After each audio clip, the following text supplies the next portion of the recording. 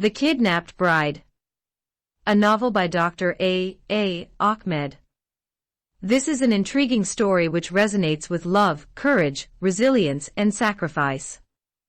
It is about an abducted Christian bride who was stolen by Muslim invaders from South Sudan and sold as a slave in Western Sudan.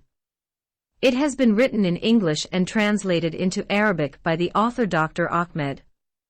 Copyrights. All rights are reserved. No part of this book may be reproduced, stored in a retrieval system, or transmitted in any form or by any means without the prior written permission of the author, except by a reviewer, who may quote brief paragraphs for a review to be printed in a public newspaper, general magazine, school journal, or university article. This novel is a work of fiction, but the entire story is based on similar happenings which occurred in southern and western Sudan. All names, characters, places, and events are either the product of the author's imagination or used literary. Any resemblance to real people, living or dead, events or locales is merely coincidental. Chapter 17. The trial of the adulterous imam regarding his pregnant slave girl. At the time Maulana Abdul Razak was prosecuted for possessing a slave girl and impregnating her without marrying her, the Sudanese judicial system was in chaos. After Sudan's independence in 1956 from the British Empire, the judicial system followed a mixture of civil, criminal, and religious rulings. Criminal and civil courts use British law and some Sudanese customs and traditions to judge their cases. The civil court handles minor cases such as disputes between two neighbors, gossip, slander, and the like. This court may not issue a ruling exceeding 6 months. The Sharia court differs from the other two courts in that its rulings are believed to be divine and therefore sent down from heaven through the prophets and messengers of God. In the time of the British colonialists, the Sharia court could handle small cases such as family matters such as marriage, divorce, inheritance, or child custody. A few decades after the British left Sudan, the Sharia court began to deal with serious cases such as murder, armed robbery, adultery, apostasy, treason, and so on. Its punishments are the amputation of hands and feet in the case of theft, flogging in the case of adultery and drinking alcohol, stoning to death in the case of adultery for married couples who cheat on their husbands and wives, beheading in the case of murder and apostasy, and throwing sodomites and lesbians from high mountains or tall buildings. In the case of Imam Maulana Abdul Razak, he will be stoned to death if the Sharia court convicts him of adultery because he had other wives while committing fornication with his slave girl Iqalas. Proving adultery in Islamic law is the most difficult religious crime a court judge can ever prove. In all cases, the court accepts the testimony of 2 men or 4 women. According to the Quran, the testimony of 1 man is equivalent to the testimony of 2 women, because women in Islam are believed to be deficient in religion and reason. The charge of adultery can only be proven if 4 adult Muslim men or 8 adult Muslim women saw the adulterer and the adulteress engaged in the very act of fornication and brought a thread and passed it between their bodies. If the thread cannot pass through the bodies of the adulterer and the adulteress, this proves positive that the al-mokol, the man's penis or dick, is inside the al-murud, the woman's vagina or pussy. The number of witnesses to adultery was doubled due to the case of Aisha, the beloved child bride of the Prophet Muhammad, and the handsome Muslim man, Safwan bin al-Mu'attal. One day, Aisha was accused of committing adultery with Safwan. While the Prophet was confused about whether to divorce his beloved wife or keep her, a verse came down from heaven exonerating Aisha from adultery with Safwan. The men and women who accused her were flogged with 80 lashes, and from that day onwards the number of witnesses for adultery increased to 4 adult men or 8 matured women. The thread method was later introduced based on the decision of the second rightly guided Caliph Omar bin al-Khattab. Naturally, this impossible-to-prove method became a problem for Muslim judges and scholars throughout the long history of Islam until the great Sudanese Muslim scholar of the 21st century, Dr. Hassan al-Turabi, came along. Al-Turabi, as a lawyer, was faced with a serious case, in which a group of wealthy and well-known men in the city of Khartoum were caught one day in a private garden dancing with beautiful young women, who were neither their wives nor their sisters or daughters. The girls were almost naked, wearing only underwear such as bikinis and bras, and the men were also naked wearing their underwear like playboys. In this case, according to Islamic law, there is no way to prove that those sexy young chicks and bad guys have committed adultery. The eminent scholar Sheikh al-Turabi pondered this genuine issue for many days, and finally, he produced a new law that he called attempting adultery. Which means a man is trying to commit adultery with a woman. According to this new law, any man caught by the police while standing, walking, talking, sitting, or traveling with a woman who is not his immediate relative such as a wife, sister, or daughter should be guilty of violating this law. The punishment shall be flogging 100 lashes if the offender is unmarried, and stoning to death if he is a man married to another wife, or a woman married to another husband. But in the case of the adulterous imam, the Sharia court does not need to apply the territorial law of al-Turabi or use the thread method, because the blessed Imam Abdul Razak himself admitted before 6 male witnesses that he impregnated the Dinka girl Ikhlas without marrying her. He admitted that he committed his sexual crime with his slaved girl if the case was proven to be a crime of adultery. On the day of the trial, the 5 judges who had come to try the sex case arrived with a predetermined ruling. They want to hear the adulterous imam confirm the accusation, and then hit him with the judgment of God. When the accused Imam Abdul Razak appeared before them, none of the 5 judges saw any tension or fear on his face. His eyes revealed that he was enjoying a good night's sleep, and never worried about the trial. One of the judges shouted, "Maulana Sheikh Abdul Razak," pointing his finger at the suspect like a gun, "have you committed adultery with a woman who is not your legal wife?" The judge expected Maulana to admit his guilt so that he could immediately strike him with a sentence of stoning. The Honorable Imam was silent for a while before clearing his throat and answering the question with complete confidence. God Almighty says in His book, the Holy Quran, in Surah An-Nisa 4, verse number 3, "And if you fear that you will not be able to do justice to the orphans, then marry whoever pleases you of the women, 2, 3, or for wives. And if you fear that you will not be just, then one wife, or what your right hand possesses of slaves." Your Honor, the judge of the Sharia of Allah, before I answer your question, can you explain to the court what you understand by the meaning of this noble verse? The judge adjusted his glasses before answering, giving him time to glance at his notebook. This noble verse gives a Muslim man the right to marry 4 women at the same time. However, I understood that you already had 4 wives under your belt. The woman who bore you a daughter is not your wife. Our Lord Maulana rolled his eyes and shook his head. Blessed Judge, you did not fully explain the verse I read to you. You divided it in half and explained it to the court only the first half. What do you understand by what your right hand possesses? The judge shrugged his shoulders and replied, Jawari or slaves. What about the slaves? Aren't they Jawari? Maulana is speaking faster now. Yes, they are. Then the Imam's voice rose. Isn't this verse permissible for us to have intercourse with them without marrying them?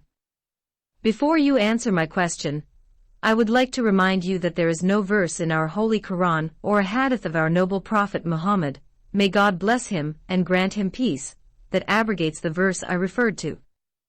The judge put his fingers on his neck, and his face turned red.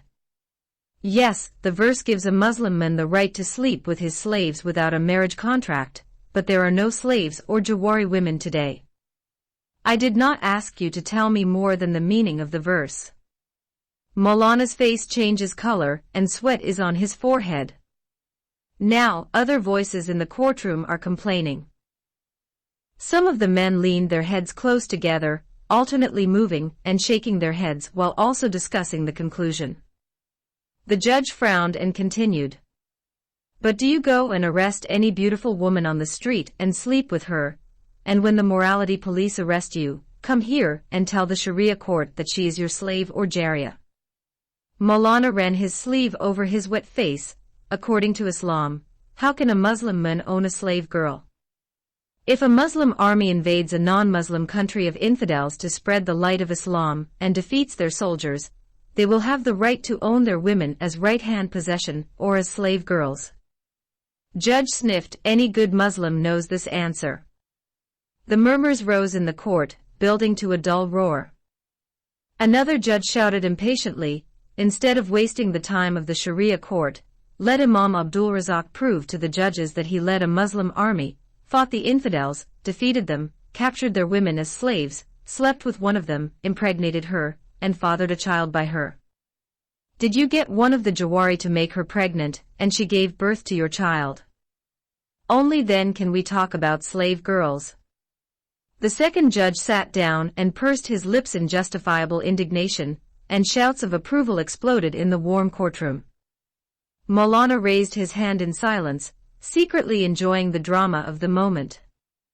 From this, I understand that the blessed judge believes that a slave girl is the only woman who got possessed through the fight of jihad for the sake of God against the infidels, which is an obligatory requirement and a duty for all Muslim men. Yes, cried the impatient judge himself. If a Muslim man has sexual intercourse with a slave girl who was given to him as a gift or a servant whom he bought with his money from the slave market, would you call that adultery? Maulana now speaks at the top of his voice, gesturing with one hand for effect. Yes, I call it adultery, and it is a forbidden act, shouted the judge as he hit the table with his fist in anger. The adulterous imam stood on his feet and waited in silence. A third judge said, otherwise, you have to convince the court that it was you who went to the jihadist war to spread Islam among the infidels Christians, or Jews, or the idolatrous Hindus or Buddhists, and took possession of the Jariya woman after defeating her non-Muslim people. Maulana was just waiting for this moment. He scratched behind his ear and looked at the audience in the room. What do you say about Maria, the Coptic Christian, who was given as a gift by Al-Makakis, king of Egypt, as a servant or slave girl to the Prophet Muhammad, may God bless him and grant him peace? The 5 Islamic justices finally faced a case with which they couldn't argue. If they say that only the Prophet had the right to sleep with a slave girl given to him as a gift, then Maulana can tell them why the Prophet said that every Muslim should follow his example. There is a lot of scraping of feet, shuffling of papers and murmurs of voices. The 5 Sharia judges looked at each other in horror. When Maulana realized that none of the court judges wanted to respond to his challenge, he continued his speech. Let us review the entire story of the Coptic Christian slave girl Maria. The Prophet's biography says that the infallible messenger of Allah slept with her without marrying her because she was his slave. When his wife, Hafsa bint Omar ibn al-Khattab, saw our honorable Prophet having sex with an Egyptian Christian slave girl, she said to him, "Are you doing this in my night and in my bed, O Messenger of God?" Of course, at first, the Prophet felt sorry for what he had done and asked Hafsa to keep the matter secret. She should not have told anyone, especially his beloved wife Aisha bint Abu Bakr. Moreover, he promised her that he would never touch his slave girl, Maria the Copt, again. What happened after that? Imam Maulana stopped and stared into the eyes of his accusers, who wanted to condemn him for committing adultery with his southern Christian maid, who was gifted to him as a slave. He pointed his finger at each of them and said, "Can any of the blessed judges inform the Sharia court about the Quranic verse that God revealed to the Holy Prophet in this incident?" God blamed the Holy Prophet because he did not follow what is written in the noble Quran, said one of the 5 judges who had never spoken before and was interested in the topic of discussion. Maulana waited, still watching the faces of the other 4 judges. "O Prophet, why do you prohibit what God has made lawful for you, seeking the pleasure of your wives? And God is forgiving and merciful." Surat Al-Tahrim 66, verse 1. This is how the 5th judge, who opened his mouth for the first time, read from the Holy Quran. "May God bless you, our honorable judge," said Maulana Abdul Razak, tilting his head to the 5th judge who recited the above holy verse. This verse and other verses give every Muslim man the right to own slave girls, have sex with them, and conceive them with children without the obligation of Islamic marriage. So why was I summoned before this Sharia court when I did not commit any crime, but did what our honorable Prophet did? There was complete silence in the courtroom except for a few clearings of throats. The room became completely silent as a funeral home. Then the chief judge broke the silence and said, "But slavery is illegal in Sudan." Maulana raised his handcuffed hands and said, "Who made this illegal? The British colonialists or the Book of God, the Holy Quran?" The 5 judges found themselves in a dilemma again. If they responded to the British colonialists, they would be violating the Holy Quran and the noble Prophet's Sunnah, which are religious beliefs that are obligatory for every Muslim man and Muslima woman in every time and place. On the other hand, if they say the Holy Quran, they must prove that the verse to which the accused Imam Abdul Razak referred was abrogated by another verse from the Quran, or an authentic hadith of the Prophet. In any case, the 5 Sharia court judges closed their mouths and waited, as before, for the highly religiously educated Imam at Al-Azhar University in Egypt, Maulana Abdul Razak, to answer his running question. "Of course, you guys cannot answer my question, because you people fear men more than you fear God. I know that the judicial system in Sudan still relies on British law, which is a secular law created by men, and not revealed by God from the 7 heavens to his infallible prophet. Why do I refuse to follow the Book of God Almighty and the Sunnah of our infallible Prophet Muhammad, may God bless him and grant him peace? There are no verses in the Holy Quran or sacred hadiths of the Prophet that state that slavery is illegal. If one of you can point to a noble verse or a blessed hadith that forbids slavery, then I am ready to be condemned for owning a slave girl, having intercourse with her, and charging her with something forbidden, or in an illegal way, and therefore I must be stoned to death as an adulterer." The noise in the courtroom started again. But the chief judge shouted, "Based on the arguments of the blessed Imam, Maulana Abdul Razak Wad al-Mahdi, the body of this Sharia court in the city of El Fasher does not find him guilty of any crime that contradicts the Book of God, the noble Quran, or the Sunnah of our infallible Prophet Muhammad, may God bless him and grant him peace." Accordingly, this Sharia court rejects the criminal case filed by the lawyer, Mr. Al-Dali Muhammad Taha, against the Imam falsely and slanderously accused of adultery, and allows Maulana Abdul Razak to continue his legally permissible sexual relationship with his southern Christian Jariya girl, Ikhlas. Chapter 18. The Shamash's uprising in the city of El Fasher. The public reaction to the Sharia court ruling was one of strong protests. In particular, there was a violent reaction by those called Shamashas in Sudan against the outcome of the Islamic court trial. Before we mention what they did after the unfair trial, we must clarify more about who the Shamashas are. They are not from one of the African or Arab tribes, nor are they a small segment of society, as they constitute more than 80% of the population of Sudan. The word Shamashas means the sun people. Therefore, the correct translation of the word is people of the sun. They were given this name because they spent most of their time working under the scorching rays of the African sun. Shamashas are porters who lift heavy weights, vegetable sellers, and shoe polishers. Porters, itinerants, beggars, prostitutes, and night watchmen. In short, they are blue-collar workers. However, due to the poor economic conditions in Sudan, the list may include school teachers, factory workers, students, government employees, journalists, and small shop owners. It is common in Sudan to find someone who works as a teacher by day and a taxi driver by night. Recently, university professors have been added to the list of Shamashas of low-income groups, or below the poverty line due to their low salaries. The salary of a professor at the University of Khartoum in Sudan is $30, while the journalist gets $10 per month. These are the people who protested the Sharia court's decision that day. They interpreted the decision as an open license to enslave and abuse African women by Arab men. Many of the tribes living in the western region in the regions of Darfur, Kordofan, and the Nuba Mountains, where the trial took place, are Africans, the indigenous inhabitants of Sudan before the Arabs entered the country through the Islamic invasions. Despite this, the Khartoum government arbitrarily classified them as Arabs.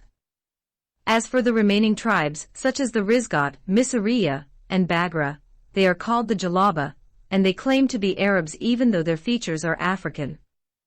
They are named Jalaba by Africans because they put on something like the jilbab of the Arabs.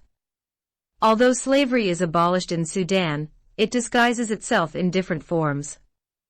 If slavery is openly tolerated, what can stop the Jalaba from enslaving and raping African women from Darfur, the Nuba Mountains, and South Sudan? The recent events in the western region of Sudan were revealed to the international media through the United Nations, as the Khartoum government trained the Arab tribes of the Misriya and Rizgat and provided them with lethal firearms to commit genocide crimes against poor African tribes in the Darfur region, such as the Masalit, Fur, and Zaghawa. They are known today as the Rapid Support Forces, and were previously known as the Janjaweed, meaning warriors on horses or devils on horses. They are organized and well-trained Arab militias whose tribes live in Darfur.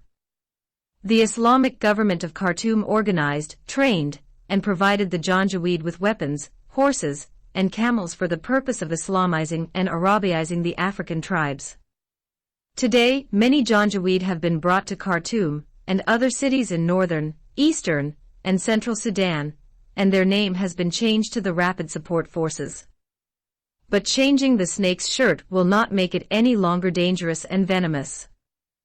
They are now waging a fierce war against the Sudanese army in Khartoum, and they are plundering, raping, and enslaving women, and possessing the homes of the citizens of the triangular Sudanese capital city. According to a Human Rights Watch report, dated April 2, 2004, the National Islamic Front government in Khartoum was accused of recruiting and arming more than 20,000 Islamist militiamen, called Janjaweed, or horse-riding warriors, to carry out attacks on African civilians from western Sudan. Their victims are mainly African tribes of the Fur, Masalit, and Zaghawa ethnic groups. Although also Muslim, are of African origin and constitute the majority of the settled population of the region. It is surprising that the Khartoum government believes that Sudan is an Arab country, while more than 70% of Sudan's population are Africans. Sudan joined the Arab League in the middle of the 20th century, even though it is a black African country, and its request to join was rejected twice by Arab countries such as Lebanon, Libya, and Iraq. However, the terrorist soldiers, supported by the Islamic Front who came to power through a military coup in 1989, repeat this false claim and mislead the Sudanese that they are Arabs and Sudan belongs to the Arab nations. Some northern Nubian tribes, such as the Ja'aliya and the Shajia, believe that they are Arabs and were descendants of Al-Abbas, the uncle of the Prophet Muhammad. The Khartoum government's website contradicts its own beliefs in what it posts online about the population of Sudan. According to the official report, the population of Sudan consists of 52% blacks, Africans, 39% Arabs, 6% Beja from the eastern tribes of the so-called Fuzzy-Wuzzy people, 2% foreigners, possibly Fulata or Nigerians, and another 1% possibly those who were considered inferior humans or subhumans such as Baramilo. In later chapters, we will mention who Baramilo is. However, to prove to the world that Sudan is an Arab country, every African tribe must convert to Islam and become Arab. Until then, the Janjaweed will continue their ethnic cleansing and genocide in the western regions of Sudan. Perhaps the other Sudanese Jalaba tribes, which are called authentically Arabic, such as the Shukriya, the Badahin, the Kawahila, and the Rashida, may also take up arms against the African Beja tribes in the eastern region soon, and wage a relentless war to Arabize them. In any case, there is no peaceful demonstration in Sudan. When the workers, students, and employees join the strike along with the rest of the large groups of Shamashas, there will be great destruction, casualties, looting, pillage, and rape. But their demonstrations will result in a major revolution such as the October Revolution or the April Uprising. It has happened 3 times in the modern history of Sudan that the Shamashas took to the streets and overthrew 3 bad governments: the Aboud government in 1964, the Numeri government in 1983, and the Omar al-Bashir government in 2019. Chapter 19.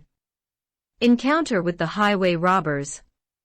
Meanwhile, Malwal, Olivia, and their captive Arab guide arrived at the outskirts of El Fasher city after 5 days of continuous travel on their horses.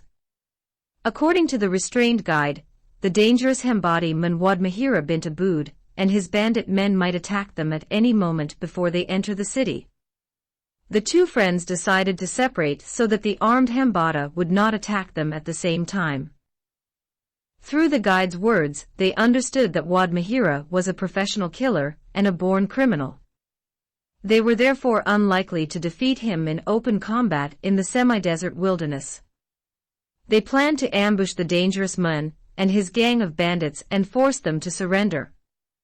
The beautiful and sexy southern Olivia girl will be a trap to attract the attention of Wad Mahira. She will continue riding her horse with the captive-bound Arab men while Malwal must follow them with his horse from behind from a distance. When Wad Mahira's gang attacks Olivia and the Arab men, Malwal surprises them with his firearm and orders them to surrender. The 2 friends decided to take such a risk because they wanted the Hambadi Wad Mahira bint Aboud to be captive alive so that he could show them where he took the kidnapped bride, Ayan, and the other captive Dinka girls. The captive Arab man does not like the plan because he is afraid of the unbeatable Sudanese hero, Wad Mahira. He knows he will be killed by the dreadful Hambadi men before he captures Olivia. All the tribes of Darfur, Kordofan, and the Nuba Mountains consider him to be like the genius Muslim leader Khalid ibn al-Walid, the only Saifollah who was not defeated in any Islamic battle. He fought with the Muslim Mujahideen against the Persian and Byzantine armies as if he were Alexander the Great. However, the 2 friends imposed their plan on the Janjaweed prisoner and made him ride his horse while handcuffed and walking in front of Olivia's horse. Wad Mahira can smell his prey from a mile away, like a hyena or a wanderer in the wilderness who saw a stray gazelle. From a distance, he saw the beautiful Olivia and the Arab man with her. He concludes that she is a southern slave who was stolen from a Dinka village. He waited patiently until his prey got close enough to attack. It was still hot and bright when Olivia saw 3 Arab men on camelbacks heading towards them at full speed. She had never seen a real camel before. The 3 men appeared to her as if they were riding moving mountains. She wondered if she would ever agree to sit on such a huge beast one day. Olivia was unable to guess which of the 3 was Wad Mahira because all of their faces were completely veiled, and they wore turbans on their heads that the Arab Janjaweed called kadmal. Their guns are in their hands, pointed at them. Olivia's heart nearly jumped out of her mouth when she heard the gunshot. Before she could overcome her terror, she found her body flying through the air, as if she had been shot with a slingshot or an arrow. She thought she had been shot, but when she landed on the hot sand, she knew it was her horse that had been shot by the Hambadi man. She also saw that the captive Arab man had also fallen onto the sand. Olivia quickly managed to get to her feet when she saw a camel rider approaching. Then the stuttering person passed her and headed towards the captured Janjaweed man. She heard a sound like thunder and looked up at the sky to see if the storm had arrived. The bound Arab man's screams made her redirect her attention towards him. She saw the huge camel rider flogging the handcuffed Janjaweed man with an exceptionally long whip. The captured Arab man began to run back and forth, trying in vain to avoid the blows that hit his body like sword cuts with his bound hands. With every strike, his clothes were torn, and his flesh was cracked. Olivia couldn't watch any more as blood covered his face and body. The flogging continued until the captured Janjaweed man fell to the ground. Both Olivia and the perpetrator waited for the fallen body to move, but it did not move. Then the rider mounted his large camel and sat it on the body of the fallen Arab man. Olivia closed her eyes as she saw the fallen man's body being crushed beneath the massive monster. Tears ran down her cheeks. Would she also be killed in such a brutal manner? Then Olivia covered her face with her hands to hide the tears that began to fall from her beautiful eyes like heavy rain. Suddenly, she heard a sound similar to the cry of a camel in the desert or an angry elephant in the forest. She stopped crying and revealed her beautiful face just in time to see the Hambadiman, who had assaulted the captive Arab, walking towards her. He holds an automatic machine gun in his left hand. She had never seen this type of weapon before. He holds a long whip in his right hand. As he approached her, Olivia began to shake and tremble like a reed. The large man uncovered his face and looked at Olivia like a hungry beast would. His eyes are red and evil. Demonic sparks flew from them. His head is as huge as a large watermelon. Olivia had never seen such a giant man before. She wondered how a camel could carry such a heavy weight without breaking its back. "Please don't kill me," Olivia pleaded for her life as the huge man's shadow blocked the sunlight from her eyes. Wad Mahira had never killed Jamal, the mother of a pussy, before. His voice is rough and ugly, like that of a ghoul or an ogre. This means that he does not kill a woman with a pussy. It is only with men that he will fight, trample, and conquer. Olivia shuddered. What happened to Mawul? Why was his arrival delayed? The terrified man asked, "What is the name of your tribe?" Wad Mahira roared, and Olivia cleared her dry throat and said, "Azanda."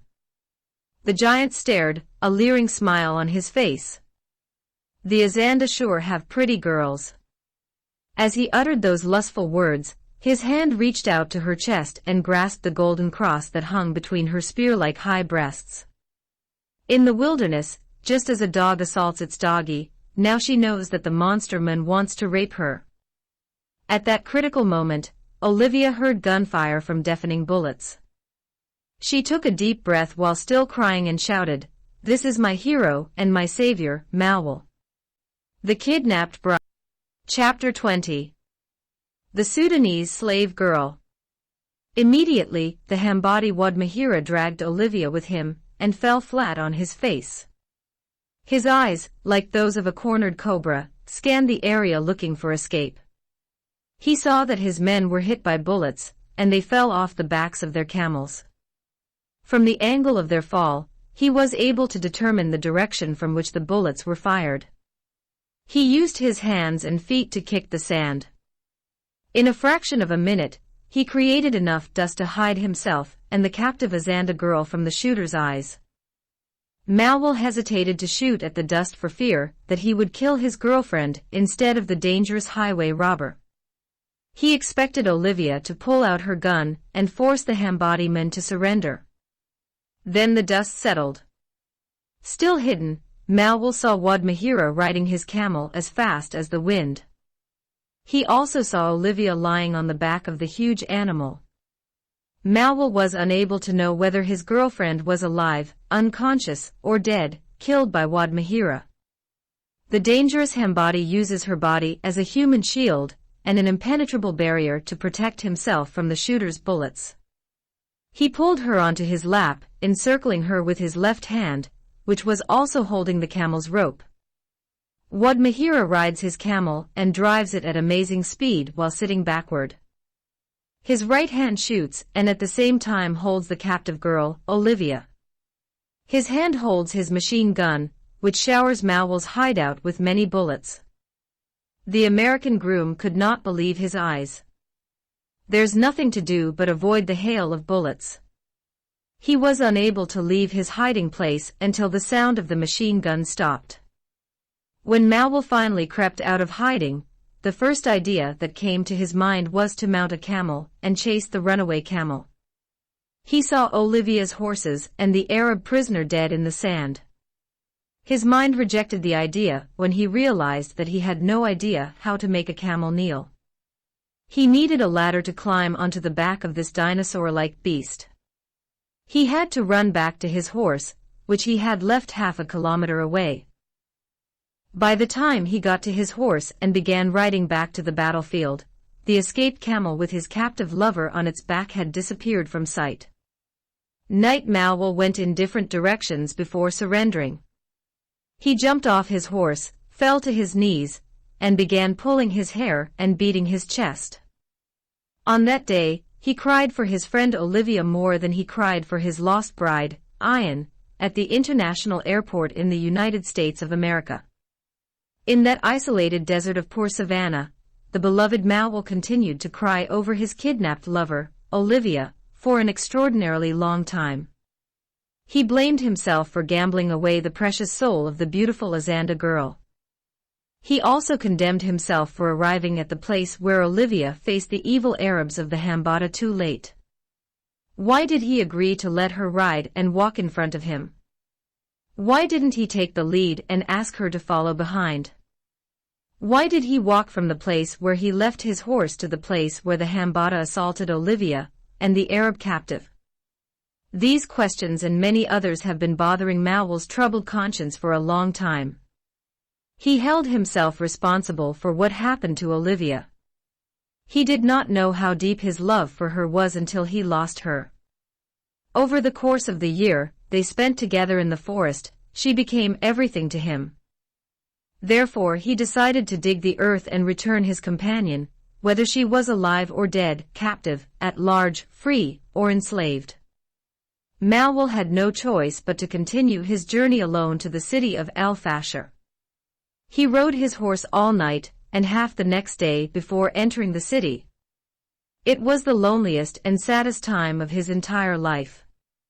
For the first time, he felt the void that Olivia's absence created in his heart. It's as if he never fell in love with a girl before he met her. He loves Olivia for her beauty, courage, and willingness to sacrifice her life for the married man she loves.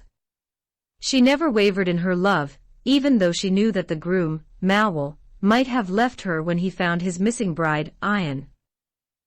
She does not suffer from the loss of her Arab lover, the Muslim soldier, whom she eventually lost in the south when the rebels killed him, but she only wants her African lover to get what he lost, his dear Dinka bride. His tears are his constant companion on his journey as a defeated soldier who lost the most precious friend in his life, especially when he imagined what the evil man might do to her, including brutal rape and eternal sexual slavery. Before entering the outskirts of the city, Malwal got rid of his horse. He expected that the Islamic police would accuse him of killing someone and stealing his horse. Additionally, he may be arrested for carrying firearms within the city. So he hid his big gun before entering the city. He kept one small pistol hidden inside his clothes. He has some money with him. First, he must look for a hotel to rent a small room. When the American groom entered the city, he saw a man from South Sudan, so he went to him. The man is limping and paraplegic, and appears to be in his late 60s. He reminded him of the kind old African man he met as soon as he crossed the Kenya-Sudanese border, and spent the night with him in his dilapidated hut. "Peace, uncle," Malwal said in the Dinka language. The man replied, smiling when he heard Malwal speaking his language, "Peace, my son, O Banjas. I'm a stranger, and I'm looking for a place to rent." Malwal continued walking as he spoke. The Dinka man turned and inspected him from head to toe. "Are you looking for a cheap hotel?" Malwal nodded and said, "How much do they charge per night at this hotel?" The man smiled. He laughed again and replied, "I work as a sweeper, cook, and waiter in that cheap hotel called the African Lakunda. I'll tell the manager to charge you a reasonable rate." "Thank you, my dear uncle. Come with me, sweet young man." The paralyzed man limped a little faster. Malwal has to slow his steps to accommodate the disabled man's pace. Then the man continued the conversation enthusiastically. "Why did you come to this small town? Why didn't you go to the capital city of Sudan?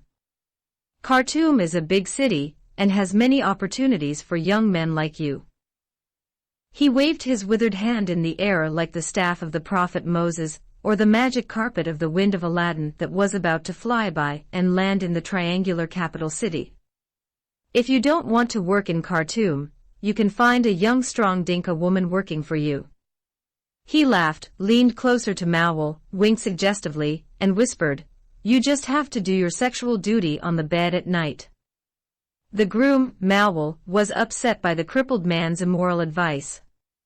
He saw how the old geezer unfairly described a woman's love for a man. He believes that women only love sex and nothing else. He remembered his love for the kidnapped girl, Olivia, and her great sacrifices for him. How can anyone believe that every woman only wants to have sex with a man? Mawul did not have sex with Olivia, but her love for him transcended any physical relationship.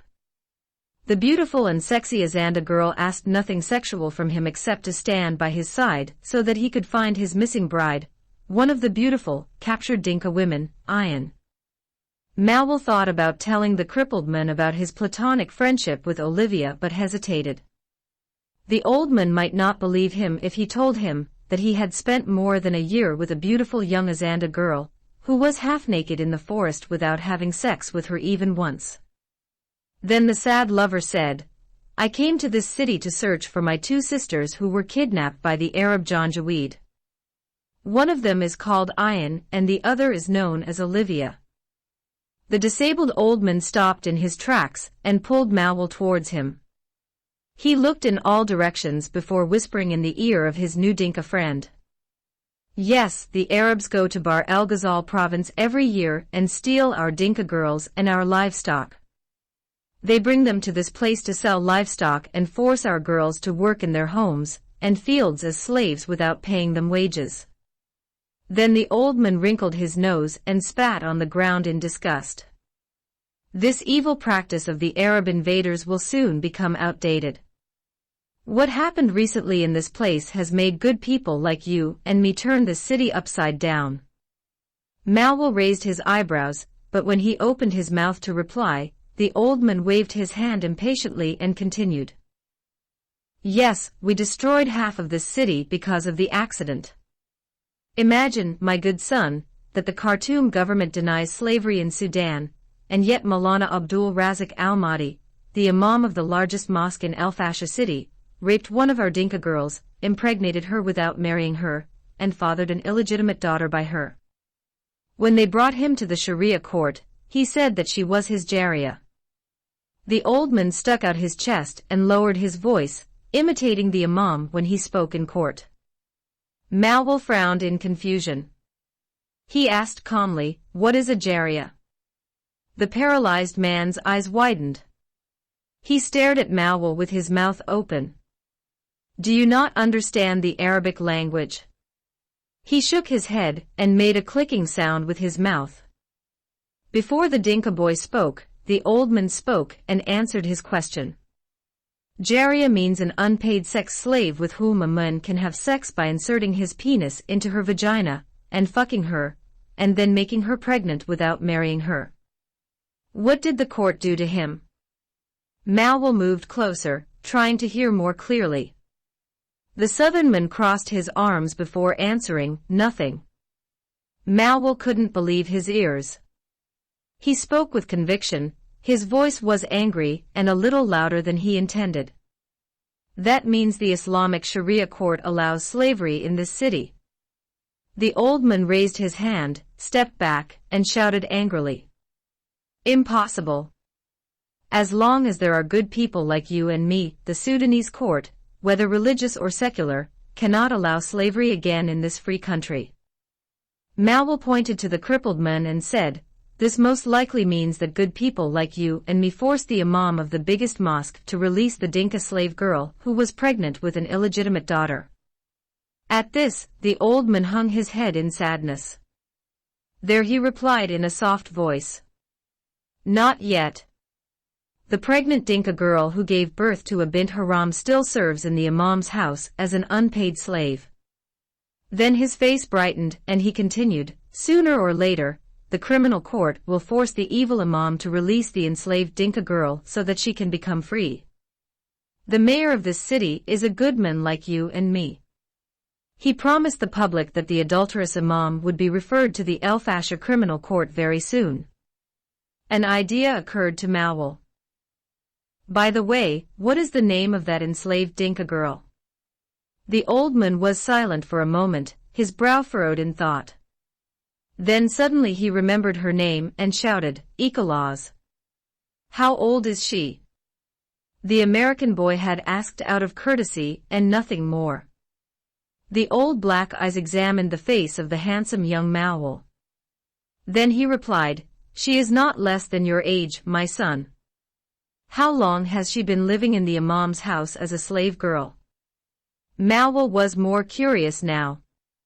A Dinka girl his age is someone's slave, it's hard to believe. The old man shrugged his shoulders. I heard some people say about 10 years. Imagine, my son, that one of our Dinka girls has been living for 10 years under slavery and sexual abuse. How she must have suffered in this house of slavery. Have you ever seen her, good uncle? The sad American groom is now tired, both from the sadness of the story and from the terrible weariness of the day's events, especially his beloved, kidnapped friend, the sweet Azanda girl, Olivia. He also silently asked himself how far he could walk to reach the hotel. No one has ever seen her, son, except the neighbors. The old man shook his head in time with his staggering steps. She's probably in chains most of the time. Mowell stopped and said in complete astonishment. In chains? The old man's eyes filled up, he sniffed and wiped his nose on his shirt sleeve. Yes, she is in chains, my good son. This is what the Arabs did to our African people in the past. This is written in the schoolbooks of Sudanese history about the Arab slave trader Alzubair Pasha Wad Rama and his soldiers the Baz Buzak. They invaded the cities of the Dinka, Fur, and Nuba, chained black African men and women, and beat them every day and every night.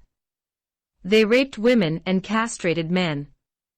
Then they sold them in slave markets in Arab and European countries, just as sheep were sold. I don't think much has changed today with the Arab Janjaweed. This was too much for the American groom Mowell.